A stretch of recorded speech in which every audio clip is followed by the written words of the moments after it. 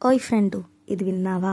ఒక shocking scientific study ఏం చెప్పిందంటే హనీబీ వేనంలో మెలిటిన్ అనే కాంపౌండ్ ఉంటుందంట. అది అగ్రెసివ్ బ్రెస్ట్ క్యాన్సర్ సెల్స్ ని డైరెక్ట్ గా డిస్ట్రాయ్ చేస్తుందంట.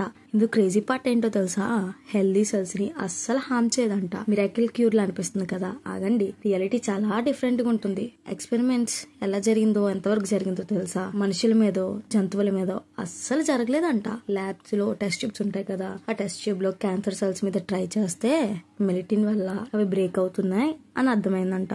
బట్ సోషల్ మీడియాలో దీన్ని ఎలా వైరల్ చేస్తున్నారు తెలుసా? బీ వేనం క్యూర్స్ క్యాన్సర్ అని హైప్ చేస్తున్నారు. కానీ ఇది మొత్తం తప్పు. ఎంతవరకు నిజమో తెలుసా? బీ వేనం డైరెక్ట్ గా మనకి ఇంజెక్ట్ చేశారే అనుకో, క్యాన్సర్ క్యూర్ అవ్వడం కాదు, దాని వల్ల చాలా డేంజర్ ఉంది. వేనం వల్ల ఎన్ని కాజెస్ ఉన్నాయి తెలుసా?